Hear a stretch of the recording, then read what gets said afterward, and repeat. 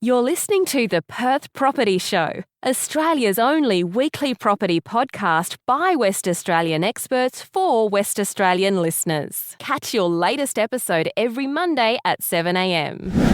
Hello and welcome again to another episode of the Perth Property Show. My name's Trent. As always, I'm your host, and this week we're talking more on the tax side. It is November now. How quickly did that happen? We've passed the 31st of October, obviously, and we're now at a point where if you need to lodge your tax, it has to be through a tax agent. Very important to have our tax expert in. It's Carlo Bordi. Carlo, thanks for coming in and chatting about general tax time, property flavoured information, really. Let's have a chat. Yeah, you're welcome. Thanks for having me in. What are the number one questions you get from your clients when it comes to their property investments and how it affects them at tax time? Well, just to start off with, you mentioned the date October. What happens there is that most individuals have to lodge their tax returns if they're self-lodging by the 31st of October. As tax agents, most tax agents have got privilege at a discounted time to lodge the returns. And that can vary from being December, March. Most of them are up as late as 15th of May and sometimes even as late as the 5th of June or the following year. So if we're talking about the 2019 tax return, you may not have to lodge it in until the 15th of May 2020. That's a bit of time to have your money sitting in your offset account, right? If you're self-employed or you owe money to the tax department, a good strategy, which I always tell my clients is, look, come in early. Let's do all the calculations, and we don't have to lodge it. And if you owe tax, if you owe a lot of money in tax and you haven't got the dollars, well, let's lodge it on your last lodgement date. Use our extended periods, which gives you the ability to find those dollars and or to keep it invested in a little bit of interest at 1.1%. Better in your pocket than the ATOs, right? Well, ultimately, certainly. And if it's just a one-off scenario, there's no real repercussions on that. There's nothing wrong with lodging on the 15th of May every year, is there? There isn't, no. But what happens is if a person is self-employed and their wages or their income from their business fluctuates, the commissioner sort of gets you by these quarterly instalments. So these quarterly instalments can get rather hefty. So if you leave it too late, the instalment, they catch you at the end. Instead of spreading over 4 equal periods, if you owe them a lot of tax, they can hit you for like a double tax. Yep. And what I mean by that is, normally, let's make up an example. If you owe the commissioner, say, $10,000 in tax, and if you lodge your tax return in August, they'll say to you, right, give us the $10,000, plus now you're on an instalment basis, and every quarter we'd like from you $2,500. So you pay them every quarter, $2,500. So when you lodge your next tax return, if you owe them another $10,000, you've already done it by 4 instalments. You're paid up already. Yep. You're paid up. If you lodge your tax return by the 15th of May and you pay them the $10,000, well then they haven't got those 4 quarters to ask for the $2,500. And they then turn around and say, right, for the June quarter, which is due and payable by the 28th of July, you owe us another $10,000. For the year that you're currently in. For the year, because you hadn't paid on the instalments in the year. So like I said, if it's a one-off scenario, not a problem.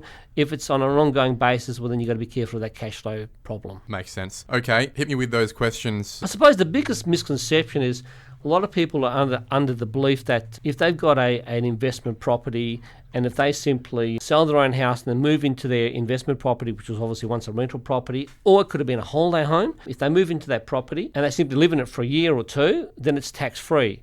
And unfortunately, that misconception is grossly incorrect. In most instances, if a property, being an investment property, is first rental and then becomes your residential, basically the commissioner use a pro rata calculation. And to put that in English, if you rented a property for 5 years and then you live in it for another 5 years, well, basically half the time it's been a rental property. So whatever the difference is when you bought it for and what you sold it for, so whatever your gain is, half of that's going to be discounted. But then again, because you've lived in it for more than 12 months, you get another further 50% discount on that. So ultimately, you're paying tax on a quarter. What about a situation where you've moved in for a year? A lot of people talk to me about the 6-year rule. You moved in for a year and then you got 6 years. Have you heard of that one? You're possibly relating to an exempt legislation. And what the commissioner there, he basically brought in some legislation about grey nomads. And he's saying that if you have got a residential property and that's the only property that you own, and you don't then acquire another property which you deem to be your residential property. So in other words, you're jumping in your car, in your caravan, you're going around Australia for the next 2 years, and you want to rent your house out to someone. That then entitles you to do so. And if you then come back and reside in that house within 6 years, there is no capital gains implications. You can actually come back, live in it for a period of time, and then go for another trek, and the 6-year clock starts again. So there's more than one. What if I buy a house, live in it for a year, rent it out for another 5, and then sell it. Different legislation applies to that. Basically, if you have your own property and then you change it to being an investment property, so a rental property or a holiday home, and you acquire another property, then the Commissioner says you need to determine from a licensed valuer what the market value of that property is once the property becomes available for rent. So that gives you a new benchmark. So to put some figures to that, if you buy a house for $500,000 and 2 years later it's worth $550,000, and then you rent it out for 7 years and you sell it for $600,000, with no other adjustments, which for this example, the $50,000 would be your capital gain. You've had it for more than 12 months, you get a 50% discount, so you pay tax on that difference. Yeah, so okay. It is still taxable. We've had some changes over the last couple of years, haven't we, when it comes to things like travel for property expenses. The ATO has pulled back on that. The ATO virtually deemed that for the average Joe Blow and mum and dad, if you've got a rental property and you have to travel for that property for whatever reason, whether it be I've had a tenant demolish my house completely to I want to just check if it looks okay, none of that travel now are deductible. Unless you own the business of renting property, which most people are not under that definition. Yeah. So I remember my old man had a property in Queensland. He used to be able to go to Queensland, do what he would do, check out the property, probably have a couple of days R&R as well, and that will be expensible, right? To a degree. What the Commissioner virtually says is, what's the primary purpose of your travel? And if a person was to demonstrate that, look, I'm leaving Perth, for example, I'm going to Eastern States, I'm leaving Perth on Friday, I've got a meeting with my agent on the Saturday, and the only flight I can get back is Sunday night or Monday morning, so you're virtually staying 3 days away. Well, that's quite acceptable. Alternatively, if you're going there and you're staying like 2 weeks away, well, then the Commissioner has different criteria and it won't all be deductible. Regardless, this has all been stripped back, hasn't it? It has all been cut back, so it's a moot point now. You can go do whatever you want and travel as much as you want and just know that none of it's deductible. Coming back. None of it's deductible, yeah. Okay. What is deductible, though? Give us some more examples of things that might be deductible that don't relate specifically to repairing the property. Commissioner virtually allows you most things. I suppose the biggest definition that has to be considered is the difference between capital and expense, and that's where a lot of people get caught out. So people are under the impression that if I change a flick mix in my kitchen, it's deductible because, hey, the flick mix broke, I'm changing it. Well, maintenance. Yeah. Well, it's not actually. A flick mix is subject to 2.5% prime cost depreciation, so it means that you've got to claim it over 40 years. I know. My $50 flick mixer over 40 years. And look, let's be realistic. A flick mix will probably cost you between $50 and $150 for a cheap one from Bunnings, and there's nothing wrong with those. And then maybe to install it's going to cost you another $100, so it's $250. Now, under normal legislation, if you have a capital cost and it's $300 or less, and you're the only owner of that building or that property, it's an outright deduction because there's a $300 limit. But when it attaches to the house, like a flick mix, like kitchen cabinets, air conditioner, they're a bit different because air conditioner could be split systems, which is on a different definition, while they could be inbuilt, and there's 3 different depreciation rates apply to that. So it's not that straightforward, unfortunately. Paint on the wall. Well, paint on the wall, again, under most scenarios, paint on the wall is deductible, but not always. For example, if you buy a house and you buy it at a good price and you go in there and you clean the carpets and you give it all a lick and promise with some paint, well, the Commissioner says all that money you've spent, even if you're just doing the carpets, is all capital because you're actually making it better than when you bought it. And it's not because the tenant has made it worse, it's because you're simply improving it. So none of it's deductible at that point in time. General maintenance, which would be deemed as general maintenance, on initial purchase is not deductible. Gardener. That's a real sore point. Like when you build a house, most people, even though they're small blocks, will normally put some plants in, you put some lawn in, you put some shrubs, etc. None of those costs are actually deductible, depreciable. But when that plant dies and you replace the plant, well, then you can claim the deduction on that replacement plant. It's one of those sunk costs on a house. And I can see you laughing there. Yeah, I was just thinking, how do you know what plant you're going to get and what does it cost and what's it worth? Is the ATO coming around with their green thumb? I don't know. And I suppose what this highlights is the fact that the ATO doesn't make it simple for the taxpayer. It doesn't make it simple for us as tax agents. I mean, the legislation on this is sometimes you just shake your head and think, who thought of this? But unfortunately, we've got to use what we've got. Carlo, you were telling me off air, one of the most fortunate people are the ones that die. Some new legislation came into play where if you do actually have a property, and before I said to you, if you rent a house out and then you subsequently sell it or live in it for a while and then sell it, there is going to be a capital gains implication based on a pro rata calculation. But with this new legislation, if you deem it to be your residential property, so in other words, you're renting it, you then move into it, and you live in it for a number of years, and then you and your lovely wife ends up being your last house that you ever owned because you pass away, well, then there's some legislation now that exempts that property from being subject to tax. What about if I'm an old fella and I've lived in my house for 40 years, the kids have said to me, look, Dad, it's time to head to a home, and then I rent that out for the next 10 years, and then I pass away? If it's below the 6-year period, because when you go to a home, most of the times you don't acquire a property, you're simply either paying a deposit for staying somewhere, so you're not actually acquiring it. So if you don't acquire a property, that 6-year legislation of exemptions applies. Now, if you happen to be in a home for 10 years, well, then there's a pro rata. The first 6 years as a percentage over 10 is exempt. So that's what would happen there. What normally does happen, though, is in most instances, when a person has a deceased estate and they acquire their parents' home, which has always been their home and has never been a rental property, and let's keep it simple here, you've got a 2-year period to sell that property. Now, when you're selling property under normal scenarios and it's not an enterprise, so you're selling an old rental property or you're selling a deceased estate, normally the date when it applies to often acceptance to often acceptance. So when you sell a property, if you acquire it, your often acceptance date is deemed your sale date. In relation to a deceased estate, the legislation is different. It's basically from when you settle. And that's the only time it applies, when it settles. And some people get caught out there. Now, you've got a 2-year period to do that. And look, if you can show a scenario where, probate's been delayed or there's been some other issues, the Commissioner will grant additional time for that exemption to apply. Otherwise, the property is subject to capital gains. Oh, we've spoken about capital gains before, and I think we've only scratched the surface in that space. But you're right, it is another thing that affects you at tax time. When you're selling property, at some point in that tax year, it's going to hit your tax return. And look, the best thing is everyone doesn't know everything, so just speak to a specialist on this. And even if it means a quick phone call, most people won't charge for a quick phone call.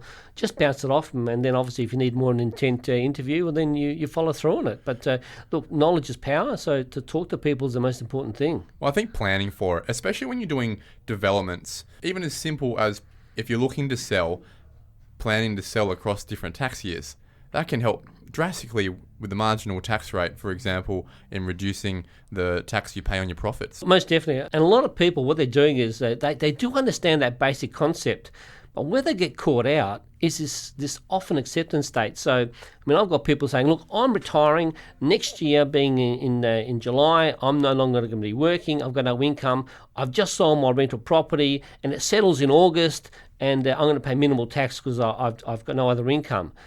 But if their often acceptance date is dated before the 30th of June of that same year, it's the date of the often acceptance that deems your sale date, and then you get caught out. Do you have any clients where you are tax planning the divestment of their portfolio over a number of years? With my clients, it's a matter of just informing them. As soon as a client understands that basic concept of often acceptance, it normally does stick because it's an easy one to remember. So any property or any client that has property, the conversation normally stems around make sure you've got a depreciation schedule for your property, make sure if you sell your property, well then it's often acceptance date, and just some key issues like that. Okay, so really there are other factors in life that will determine when someone sells and at what point you look to rent them out, sell them, hold them. Well, in relation to property, we've got a very stagnant market at this stage, so it'd be lovely to have a crystal ball and see that property prices are going to increase. But ultimately, when people come to me, and this has been happening regularly now, they want to sell their properties or they're not sure if they want to sell their properties. So ultimately, you've got to look at what your out-of-pocket costs are at this point in time and whether you think that by holding the property for another 2, 3, 5, 10 years, you're going to recoup that out-of-pocket. If ultimately there's no chance of doing that, well then the inevitable is just sell it now, incur your loss and move forward. Aren't there situations where people just can't afford to sell? The tax they'd have to pay, for example, they wouldn't even have the cash flow for it? Well, in most instances, if you make a profit, normally the cash flow does exist. However, there's some nasty ones out there. And what I mean by that is I've had a couple of scenarios where people have bought a property for, let's say, $400,000 10 years ago. And they turn around and they sell it for $390,000. So when they come to the office, they say to me, oh no, I've lost money on this property. But when we do the calculations, they've actually made a profit. And that's a sting in the tail. And the reason why that applies is that when you buy a property with the current legislations we've got, you're entitled to claim depreciation and special building write-off. And those are virtually notional figures which decrease the value of the property. Now, if we use a very easy example, if you're claiming $5,000 every year as a depreciation and special building write-off entitlement, and you've had it for 10 years, your property's now gone down by $50,000. You made a profit. So you've actually sold it for $390,000. Well, you bought it for $400,000. Take off the $50,000 you've been claiming along the way. It's now worth $350,000. You sold it for $390,000. You're right. You've made a profit. And you got to pay tax on that profit. And if you borrow the full amount, you're going to have shortfall on your loan as well. Yeah. And speaking of loans, the other thing which is causing an issue is these changes in legislation whereby a lot of the banks are virtually requiring people to now have their loans on a principal and interest instead of interest-only scenario. And that cash flow has been very detrimental. I mean, I had a client recently come in, he's got 3 properties, and it's virtually going to require him to come up with an additional $75,000 per annum to meet that cash principal. flow. Yeah. So his only option has been to sell too, Yeah. That's nuts. And that's the consequence of what we're dealing with in this market right now. Well, especially in Western Australia, when you hit these interest-only cliffs, it adds another impetus, another need for people to sell. It keeps that balance of people who are selling needing the transaction more than the people who are buying, keeps that price down. Yeah, look, to me, it's a negative spiral, most definitely. If too many houses on the market, then people are going to be picky and choosy and they're going to get a really good price. Bonus question. A lot of people that come to me, you just picked it up for me then on the principal and interest. A lot of people say, it needs to be interest only because then it can be tax deductible. It's a fallacy there, isn't it? If it's principal and interest or interest only, you can still claim the interest. You just have to work out what that is. Yeah, only the interest payment on a loan is deductible. A principal repayment isn't. But obviously, over a period of time, ultimately, you want a property that when you retire has no loan. So it's a bit of a catch-22. You sort of have to dwindle that loan down. And look, the beauty of the interest only is normally we say to people, look, do it for the first 5 years. Hopefully, interest rates remain stable and rental returns will increase. And that extra cash flow will enable you to make your principal repayments. Unfortunately, the market we're in, it's had both gone the other way. Interest has gone down, but rent returns have gone down even more. Hopefully, in the next few years, as people are saying, interest rates will stay low and rents are starting to tick up, maybe we'll start to get that balance again. Look, one hopes so, but unfortunately, the reality of it is with cash flow, if a person doesn't have that extra cash flow today, then they're suffering today. And it's hard for them to find that. Carlo, another great chat on tax time. My biggest message to everyone out there would be, anyone out there with property, stop wasting your time trying to do it yourself. Get yourself a tax agent. They obviously cost you $1,000 a year, something like that, depending on your level of involvement. But they will save you that much more and that many more headaches in the years to come if the ATO ever comes and knocks on your shoulder. Carlo, thank you very much for coming in. Appreciate it. You're welcome. Thanks for inviting me. Ciao. Today we're talking about Carlisle with our Suburb Spotlight. We have one person to talk to who's been around for a while. It's a family name. It's Matthew Jones from Century 21. Matt, thanks for coming in. Thanks for having me, Trent. Tell me about Carlisle. It's a family suburb, isn't it? There's a lot of density. It's been around for a very long time. It's had a name change, apparently. I didn't even know this. That's right, yeah. So it's actually a very diverse suburb, but the origins go back to around 1829. So basically, there wasn't a lot that happened between 1829 up to the late 1800s. But we're just talking farmers, right? It'd be farmland at that point. point. Pretty much. There was a few changes like land ownership changes and things like that, but no actual real development. The greater area of Vic Park basically started to rapidly get moving in the late 1890s. That was mainly centred around what was known as Albany Road at the time. It's now Albany Highway. So, yeah, there was a lot of, rapid growth in that time. And basically a spin-off of that was land development, a residential land development called... Estate. That's right, called Bickford, the Bickford development. So Carlisle, for all intents and purposes, back in the day, was known as Bickford. I don't understand what's wrong with Bickford. Why isn't it Bickford today? What happened? I don't know. It's pretty wild times back in the early 1900s. It's no better it's no worse than Carlisle. True. So basically what happened is the ratepayers in 1919 all got together and they decided to change the name of the train station that was there at the time, which was called Victoria Park East, and they changed that to be the Carlisle train station, and at the same time they changed the suburb name to Carlisle, and it is what it is today. There must be a Mr. Carlisle who surely got off somewhere a in the boat back from there. the British Isles back in the day, I'm sure. Definitely. Sir Carlisle. That's it. Tip our hat to you, my friend. Hey, tell us a bit more about Carlisle. Tell us about what's been going on in the more contemporary years. Carlisle is a very diverse suburb, so it has undergone a lot of change, I guess, and a lot of development over the years.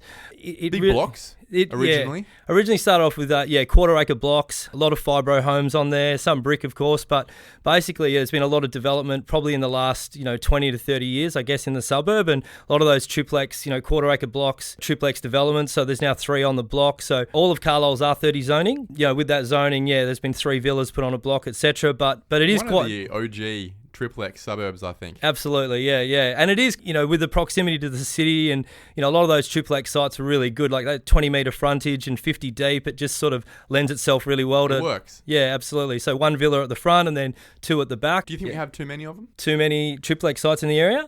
It's a good question. I suppose, probably there is a lot of those type of products in the area, but when the market's moving along and particularly back in the boom times and things like that, when there's a lot of population in the area, I think that places like Carlisle do really, really well because so close to the airport, so close to the city, that low maintenance lifestyle appeals to a lot of people. So, as an investment perspective, having tenants and that sort of thing in there, it's really good. Serves its purpose is what you're saying. Absolutely. I would have thought, though, we're probably at a contemporary point in time in Carlisle now where we could have a bit more variation. It seems like the zoning has lended itself to 2 types of properties. Old properties that haven't been developed or triplexes. Surely, with how close Carlisle is to the city, we could see a bit more investment in just some nice big family homes, starting to pick up the value there. But also some more townhouses and maybe some apartments. Yeah, that's a fair call. I think to a certain extent, there's a product in Carlisle that I think is we'll see a lot of development in the years ahead, and that's the duplex pair that's on a triplex site. So a lot of those are duplex pair with the shared roof line. They'll be 2 2x1 properties. The horrors. Yes, the horrors. Yeah, so they'll have the 25 metre frontage and sort of 35 or 37 deep. So with that 25 metre frontage, I think a lot of those have the potential to just be split down the middle and give that 12.5 metre frontage either side. It'll create a good product, and a lot of them are sort of not far away from the Archer Street strip. So I think that there is a thirst, to be honest, from the market for more sort of family homes in the area. Brings safety, brings community. Yeah, that's right. But there are certain pockets of Carlisle that do have, like Solar Way has a lot of sort of family sort of homes and things like that. So can you segue into what you just referenced there? Yes, correct. Yeah. So you know what I'm talking about, right? I do. Yeah. Probably little known fact for people outside of Carlisle. A lot of the street names are named after space and astrology themes and things like that. So Planet Street, Mars Street, Jupiter, Satellite, Asteroid, Apollo, Star. So it's quite a unique thing and very sort of. It's the first estate. I mean, you see them around town. Through City of Joondalup, City of Swan.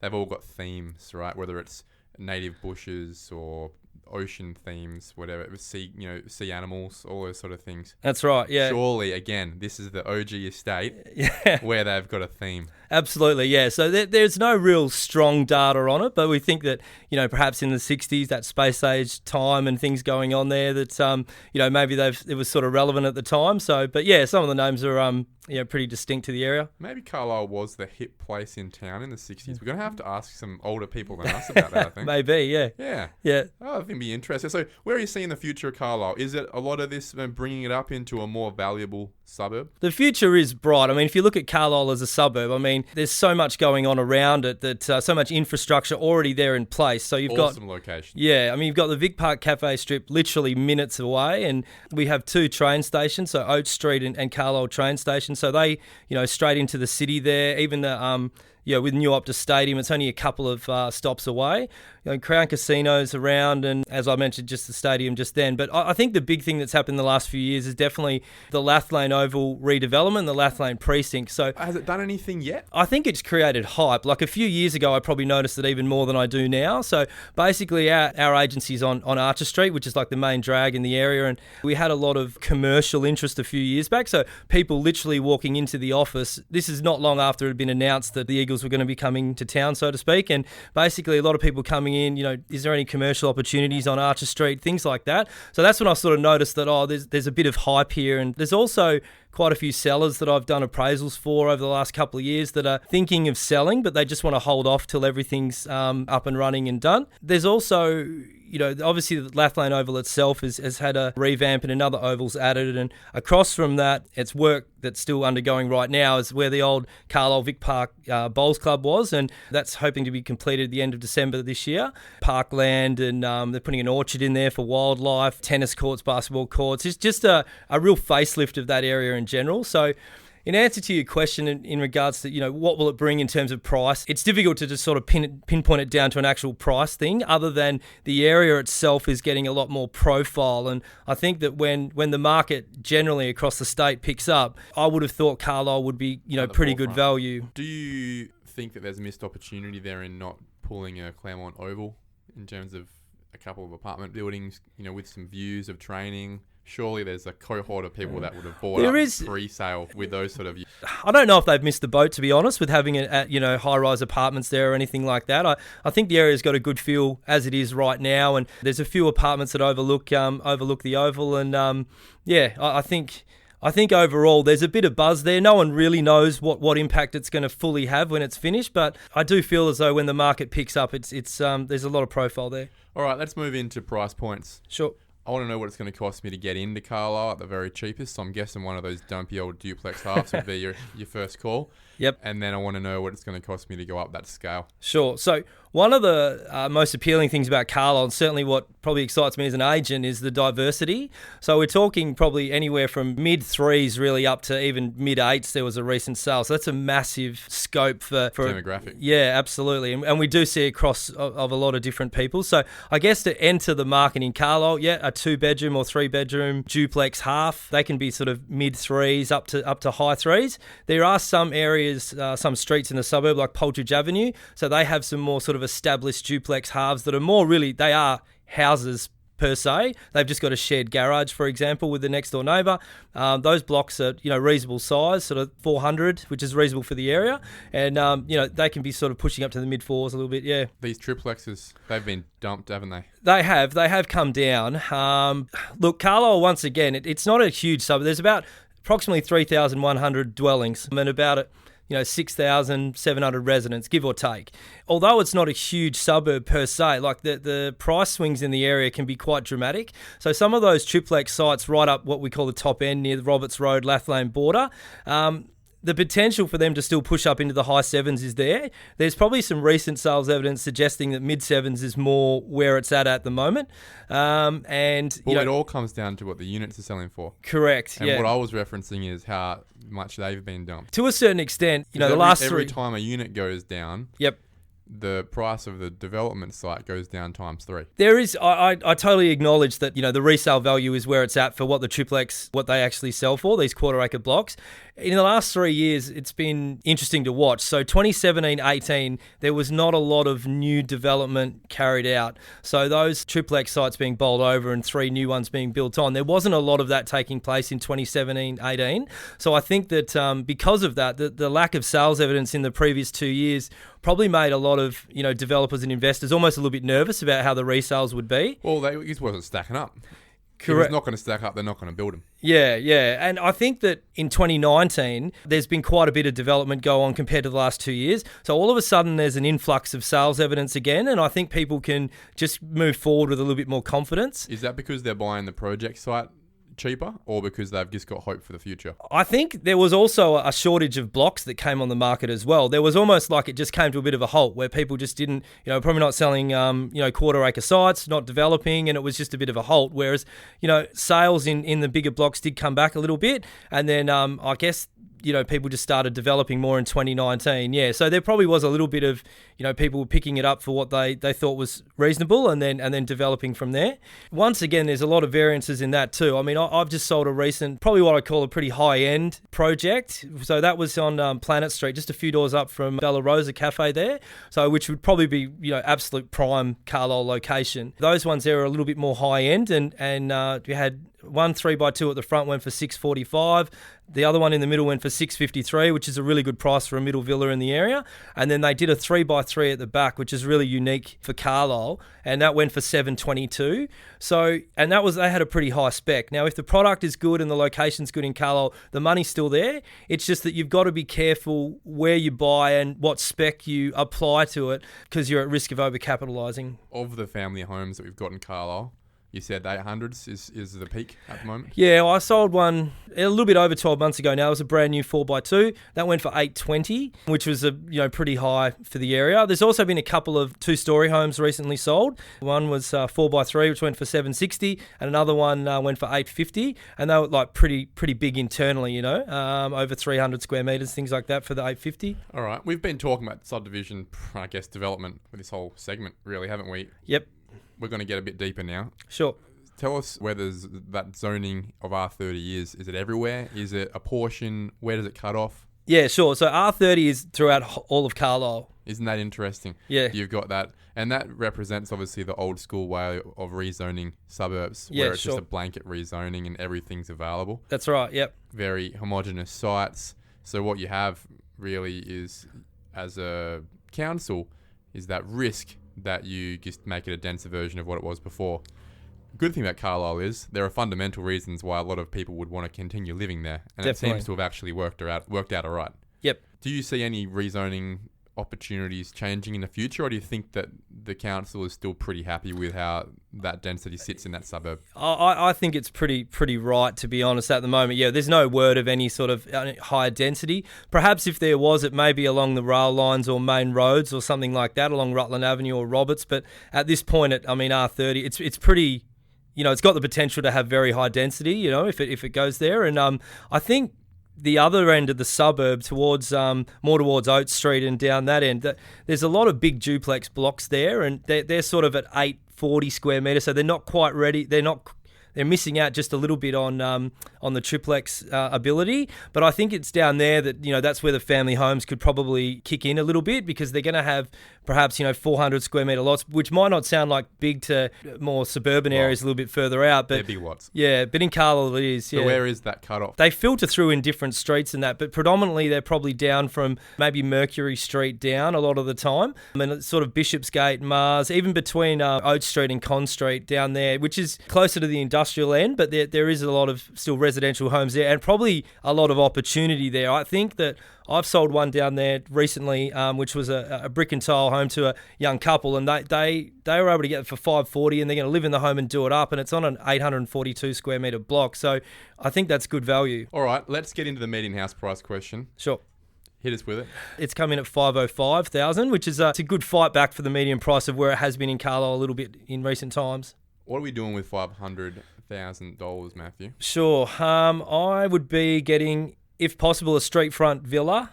For resale purposes, street front, generally speaking. So second hand, obviously. Yeah. And then if you can get 2 living areas is the key thing for resale as well. So street front villa with 2 living areas, a 3x2.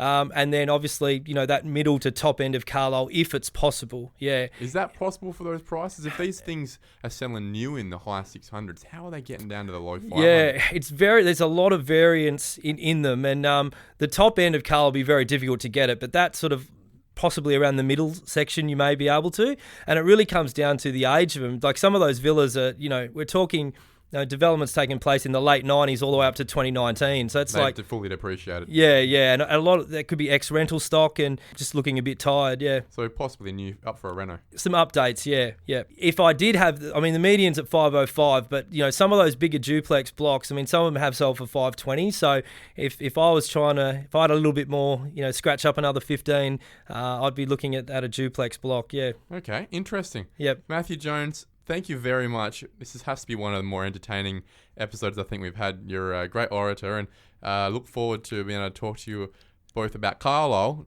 Bickford in the future again, but also go and grab a couple more. All right, appreciate that. Good Thanks, on you. mate. Thanks very much. Thank you for listening to another episode of the Perth Property Show. If you've only just joined the conversation, you can catch up by heading over to our website, perthpropertyshow.com.au, subscribing to the podcast, or joining our Facebook page. Don't forget to tune in next Monday at 7 a.m. for more expert insights, local analysis, and suburb spotlights.